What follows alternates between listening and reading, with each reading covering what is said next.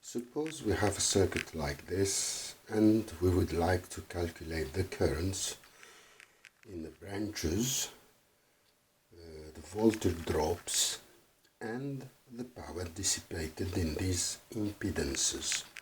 So the first thing to do is to calculate this current, the main current.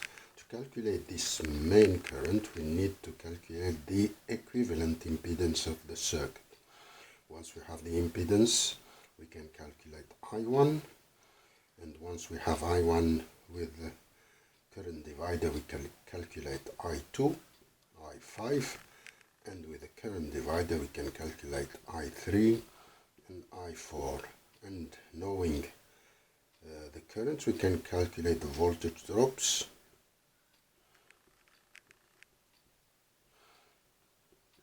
And once we have all these, we can calculate the powers dissipated, in every branch of the circuit. Okay, let's start to calculate the equivalent impedance. The equivalent impedance is, we can see that here the Z3 and Z4 are in parallel. This is first step. Here they are in series with this, we add Z5, this is second step. Later Z2 is in parallel, this is the third step. And finally the fourth step. And we have our equivalent impedance. So let's call this one Z1 prime. This is Z3 in parallel with Z4, and it's equal to J10 times 10 minus J10, and J10 plus 10 minus J10, and this will give us 10 plus J10 ohms, of course. And Z2 prime now, Z2 prime, it's Z1 prime plus Z5, and it's equal to 10 plus J10, and Z5 is plus 10 plus J10, this is 20 plus J20 ohms. And now we have Z3 prime. Z3 prime is Z2 prime in parallel with Z2. This is Z2 prime times Z2 over Z2 prime plus Z2.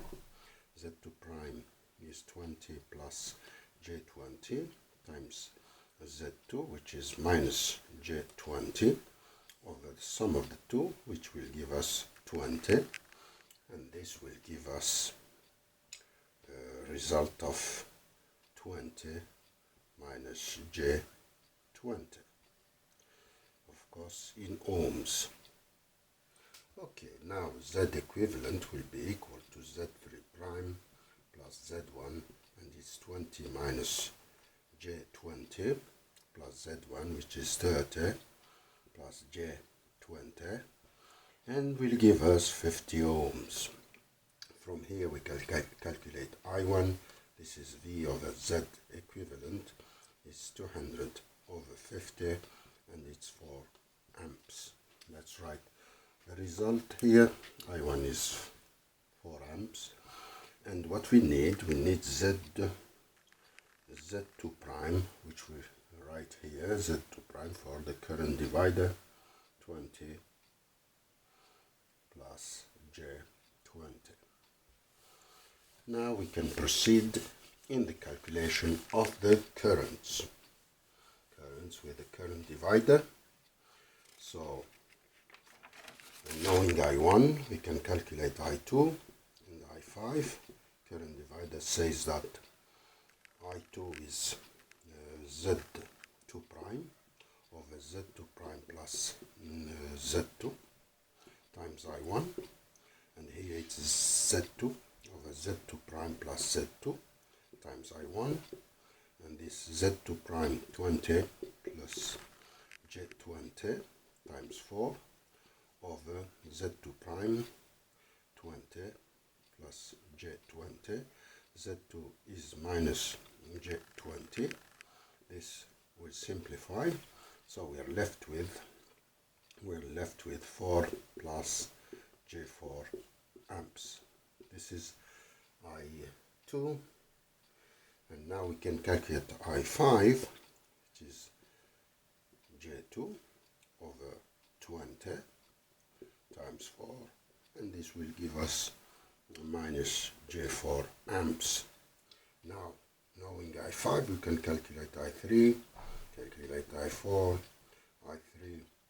I3 is Z4 over Z3 plus Z4 times I5, and this is Z3 over Z3 plus Z4 times I5, and this is Z4 10 minus J10 over 10 minus J10 plus Z4 is 10 minus J10 times minus J4. Is it right? Z3 plus Z4, Z3 plus Z4, Z3 is plus J10, and Z4 is equal to 10 plus J10, and this will give us a result of minus 4 minus J4 amps. Okay, this is I3, I4 is J10 over 10 times minus J4, and this is 4 amps, I think. That's right, 4 amps. So we write here the result. I2 is 4 plus J4 amps. I5 is minus J4 amps. I3 is minus 4 minus J4 amps, and I4 is equal to 4 amps. Now we can calculate voltage drops. Voltage drops V1, V2, V3, etc. V1 is Z1. These are complex, so I don't have to put these bars. They are complex. It will simplify my work. 30 plus J20 times 4. This is 120 plus J80 volt. V2 is Z2 I2.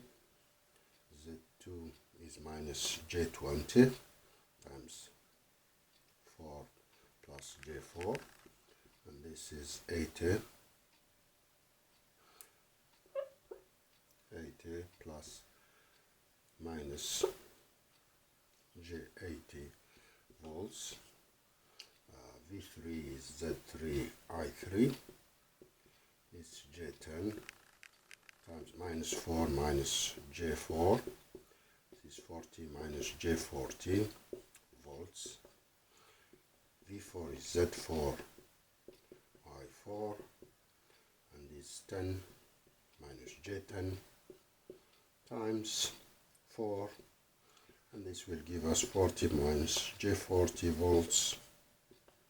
And V5 finally Z5 I5, and it's 10 plus J10 times minus J4, and will give us 40 minus J40 volts. Let's write the results here. We need them to calculate the powers. 120 plus 80 volts. I'm not going to write the volts here. V2 is 80 minus J80, 53. V3 is 40 minus J40. V4 is 40 minus J40. And V5 is 40 minus J40. And now we can calculate the powers dissipated in these impedances. Let's calculate the total. power taken by this load. It's V times the conjugate of I1. This is 200 times 4, and it's 800 volt amps. Remember that the result, the sum of the S's should be equal to the total S. S1 is equal to V1 times the conjugate of I1. This is 120 plus J80 times I1, which is equal to 4. And this will give it 120. No. It will give us 480 plus J, 320 volt amperes. P1 is 480 watts and Q1 is 320 vars. Okay, S2 is V2 times I2 conjugate. V2 is 80 minus J80 times 4 conjugate minus J4, and this will give us a power, negative reactive power of minus J 640 vars, because it's only the active power is 0. S3 is V3 times I3 conjugate, and this is 40 minus J40 times the conjugate of the current. This is minus 4 plus G4 and the J4, and this will give us reactive power 320. Of course, this is our vars. S4 is equal to V4 I4 conjugate. This is 40 minus J40 times I4 conjugate. This is 4, and this will give us 160 minus J160 volt ampere, and S5 is V5 times I5 conjugate. V5 140, 40 minus J40 times I5 conjugate. I5 conjugate is plus J4, and this will give us a power of 160 plus J160 volt amps.